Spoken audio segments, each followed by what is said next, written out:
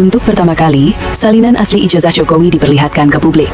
Pengamat kebijakan publik Bonatua Silalahi mendatangi Komisi Pemilihan Umum (KPU) Senin 9 Februari 2026. Kedatangannya sebagai tindak lanjut dari putusan Komisi Informasi Pusat (KIP) yang telah mengabulkan seluruh permohonannya terkait dokumen ijazah pendidikan Joko Widodo.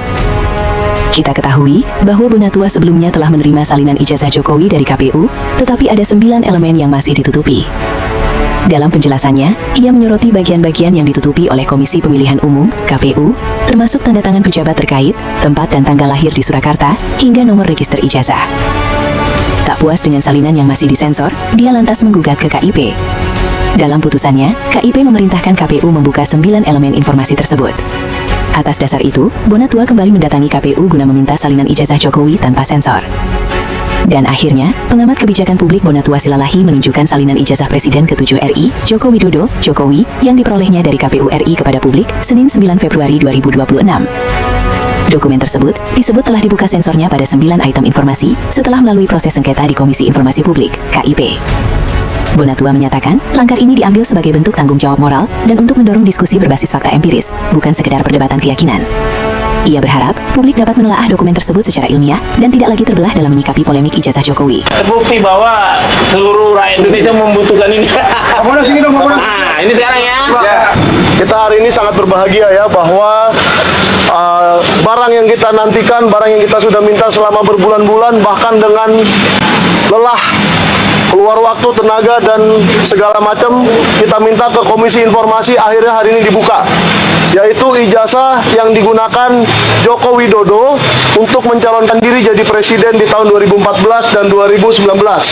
2014 yang bawah, 2019 yang atas. Ini adalah buktinya bahwa perslah yang menjadi corong kita ke publik menyampaikan ini.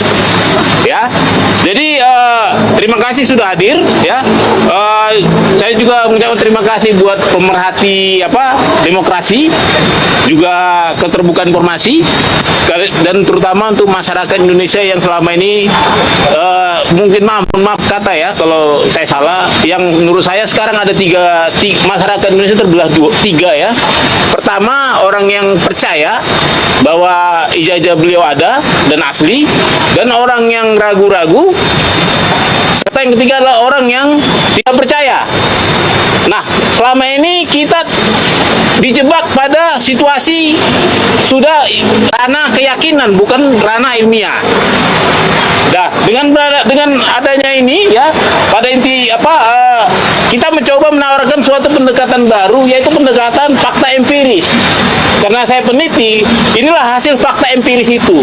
Jadi saya harap masyarakat yang terbelah, yang tadi tiga itu, kembali ke jadi masyarakat ilmiah yang mari melihat ini semua sebagai alat sah untuk diteliti. Ya, jangan pernah kita meneliti ke wilayah itu memakai sampel ini, supaya jangan terjadi fitnah. Saya juga tidak suka kalau nanti beliau jadi dipitnah. Memang benar kita publik, tapi tentu kita juga harus punya batas ya, mana yang namanya meneliti dokumen publik, mana namanya melewati batas privasi. Nah, untuk itu ya, sebagai orang yang punya tanggung jawab moral ya, saya memutuskan membagikan ini di media sosial saya. Ya, bisa dicek di media sosial saya. Artinya kalau kalian mau meneliti, jangan pakai teliti yang dibikin orang lain. Ya.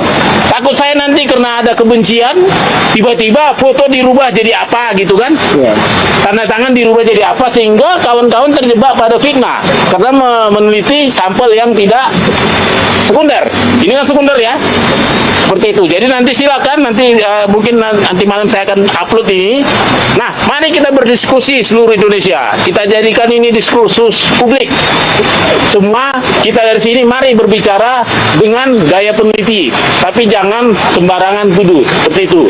Dan yang terakhir nih, saya mungkin harus mengucapkan terima kasih buat Bapak Prabowo ya, yang tetap menjaga iklim demokrasi.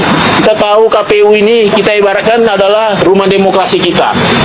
Dan kita juga berterima kasih kepada KIP yang menjaga selalu supaya pintu KPU, pintu keterbukaan informasi KPU terbuka. Dan saya juga meskipun kita perjuangan yang panjang, saya juga berterima kasih ke KPU. Ya meskipun tadi sempat menolak permintaan informasi saya, sempat mengeluarkan peraturan 731, melakukan uji konsekuensi, sempat kita bersidang susah payah, sempat juga saling bantah membantah. Tapi itu sudah close, kita selesaikan permasalahan kita lanjut ke permasalahan bangsa yang lebih besar, yaitu bagaimana keterbukaan informasi selanjutnya. Momen Michael juga sebut kelulusan Akmil Presiden Prabowo saat bahas ijazah Jokowi. Kreator konten atau YouTuber Sentana TV, Michael Sinaga mendampingi peneliti Bonatua Silalahi usai mendapat salinan ijazah Presiden ke-7 RI Joko Widodo. Michael menyatakan bahwa dokumen ijazah Jokowi yang telah dibuka melalui Komisi Informasi perlu ditindaklanjuti dengan proses autentikasi resmi oleh Arsip Nasional Republik Indonesia, ANRI, agar kepercayaan publik benar-benar terbangun. Michael menyebut jika dokumen pendidikan Jokowi dapat diberikan ke publik, maka dokumen pendidikan atau surat keterangan milik Gibran juga seharusnya dibuka dengan standar yang sama. Michael bahkan memperluas prinsip tersebut dengan menyinggung Presiden Prabowo Subianto. Ia menyebut bahwa dokumen pendidikan termasuk riwayat kelulusan Akademi Militer, Akmil, juga dapat dibuka ke publik sebagai bentuk transparansi. Bahkan kelulusan Akmil Presiden Prabowo pun menurut saya boleh dibuka. Jangan ada lagi anggapan tabu hanya karena seseorang masih menjabat, katanya Senin 9 Februari 2026. Satu orang lagi yang masih dipermasalahkan ijazahnya atau surat keterangannya. Kalau ini diberikan, maka Gibran Rakabuming Raka juga harus memberikan hal yang sama.